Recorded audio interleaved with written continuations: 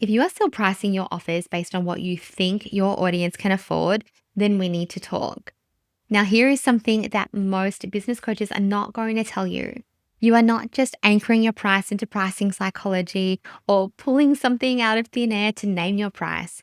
You are projecting your own money beliefs onto your audience. And if deep down you still believe that high ticket is too much, you will attract people who mirror that energy. You will find yourself adjusting your worth to avoid rejection. You will end up staying small or keeping yourself smaller than you want to be, not because your audience isn't ready. And that is a myth we are going to bust today, but because you are actually afraid to be too much for them. This is not about being inaccessible.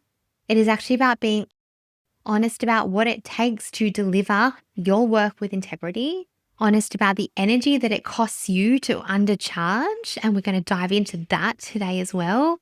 And honest about how long you have been shrinking your power to stay affordable for people who aren't as committed to their transformation as what you need them to be.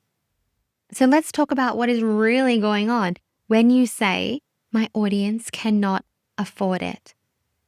Welcome back to Resource with Jessica Reed. This is the space where we build businesses from the inside out with nervous system integrity, emotional clarity, and deeply embodied leadership. And today's episode is for the woman who wants to charge more, okay? Who feels the pull of creating a beautiful high ticket experience to include in her office suite, but keeps shrinking back her price because she's convinced that people cannot afford it. Now, this is one of the most misunderstood blocks in business because it feels noble. You tell yourself that you're being accessible, you're being kind, you're being realistic.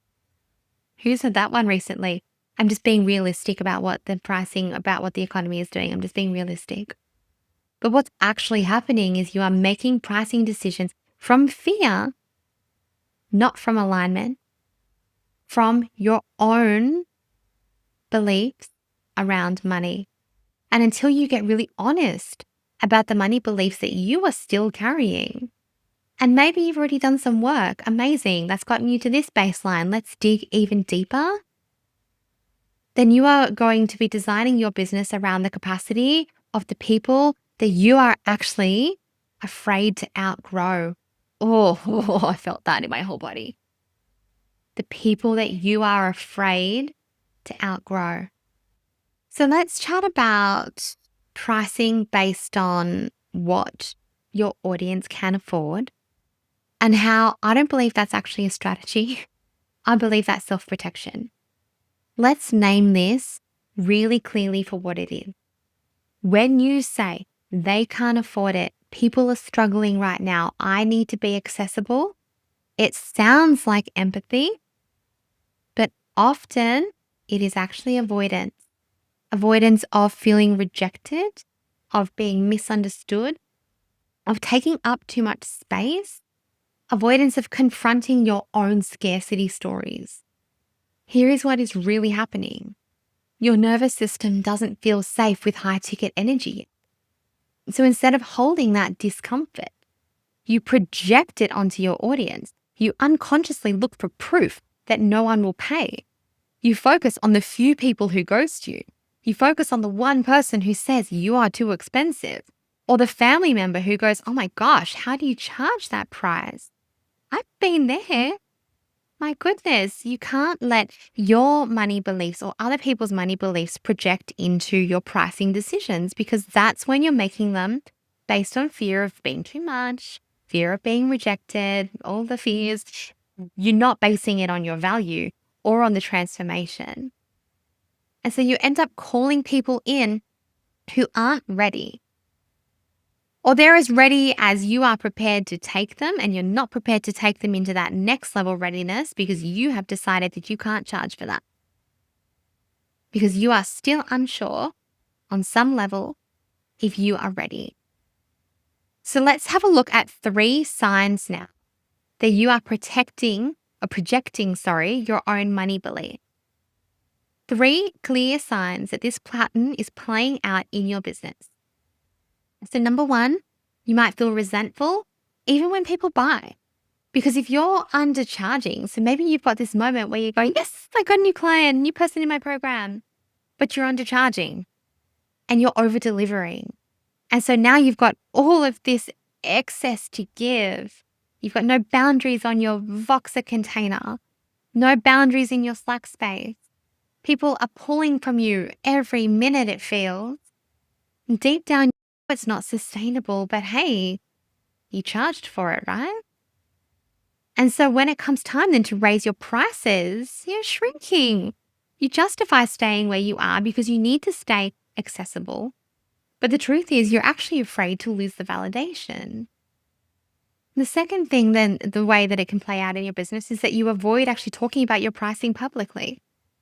Maybe you're writing this incredible content and you're showing up with so much passion. But when it's time to actually name the number of your program, who's done this in a webinar before or a masterclass? I see it all the time. People skip over the sell. You've created this whole launch and you've created this amazing experience to offer and invite people into that launch.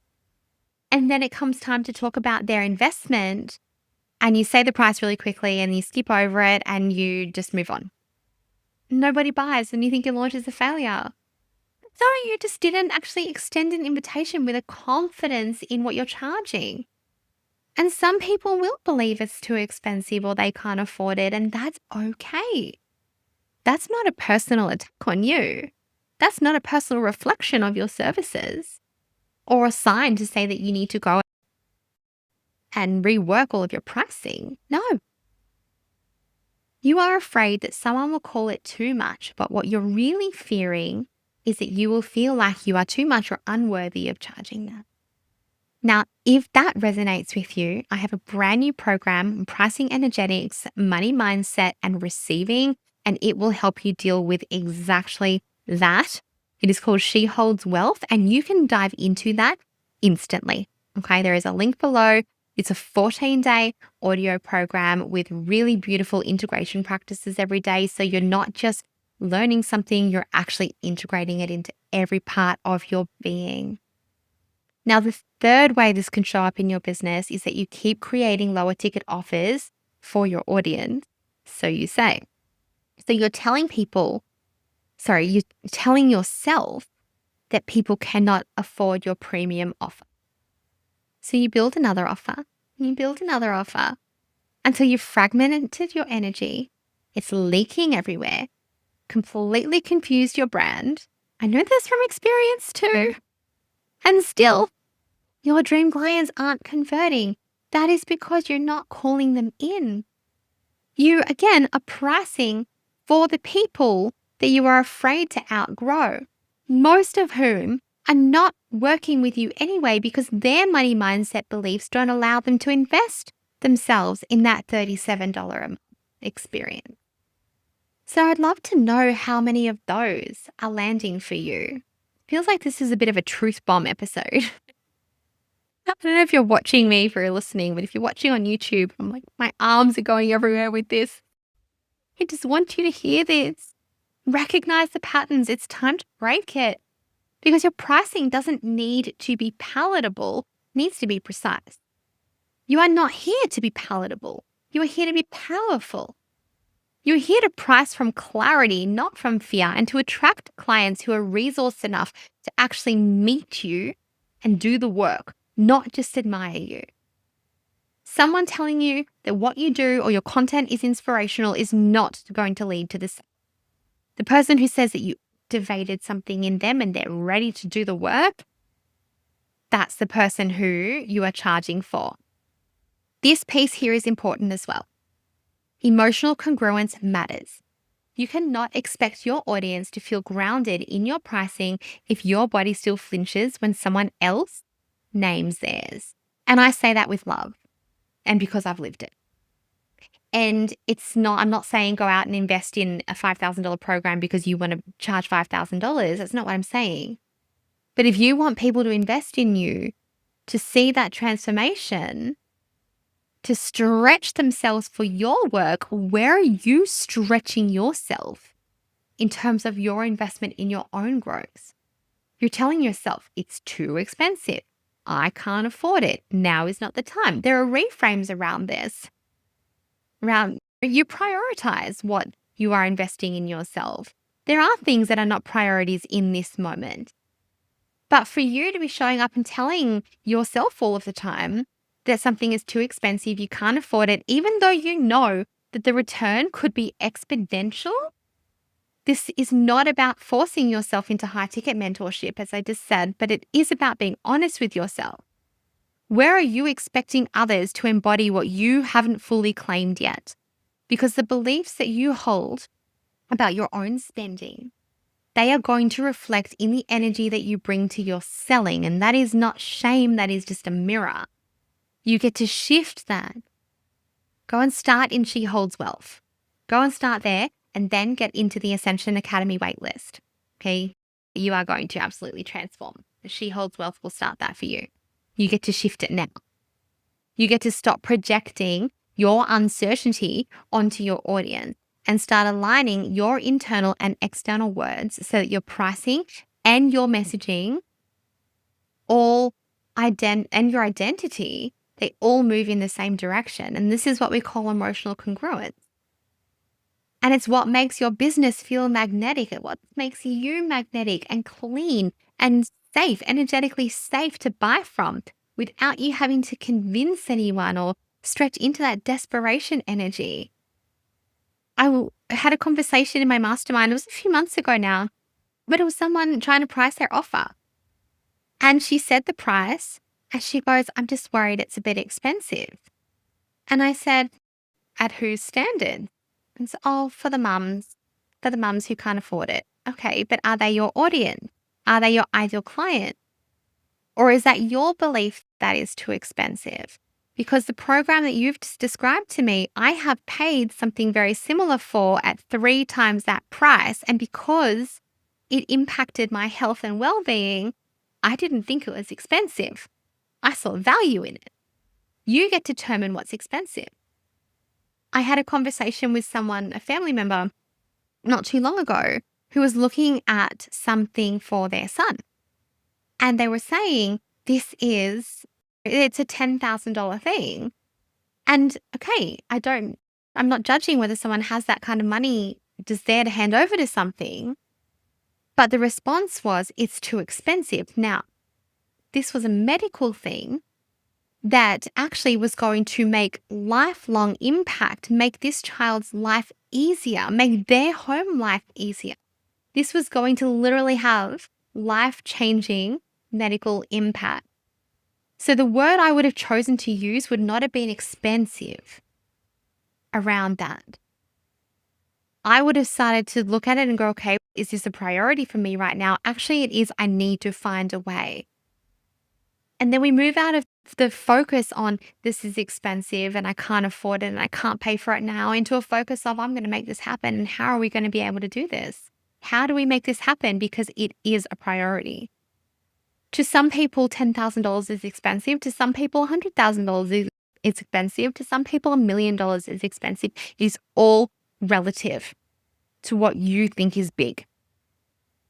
And if you are projecting onto your audience that they can't afford your services, then I want you to offer it now through a different lens. Maybe it's not your audience that is under-resourced, because people will find a way. They will use a credit card. They will borrow money from someone. If they really want or need it, they will find a way. So maybe you're not communicating the value. Maybe you're not clear yet on the value. Maybe you're projecting your own money beliefs and you're in that space of not being in emotional congruence. Maybe your nervous system doesn't yet feel safe around owning the transformation that you deliver. But that gets to change. You don't have to lower your vision to meet the version of your audience that isn't ready. And like I said in last week's episode, they're not likely investing in you. You are trying to keep people happy who aren't investing in you at the low ticket pricing anyway. You do get to rise if you choose to. You do get to call in clients who are already waiting for the energy that you are holding back. And this is what we do inside the Ascension Academy. We build businesses that are emotionally clear, energetically grounded, and financially expansive because you are first becoming the woman who can hold it, the visibility, the self trust, the wealth energetics, and then you are creating the congruent, aligned, high ticket offer. And some of you will launch that offer before that 12 weeks is even out and make your money back. And I know you will because you are the person who is going to go and do the thing. You're ready for it. So I would really encourage you to join the waitlist. I will be opening up the waitlist very shortly with a very special investment offer to the waitlist only. And as you wrap up this episode, I want you to remember that it is not your audience. It is actually your safety, and safety is something that we can rebuild. So I look forward to seeing you next week. Let me know over on Instagram what has dropped in for you and get yourself on the waitlist for the Ascension Academy.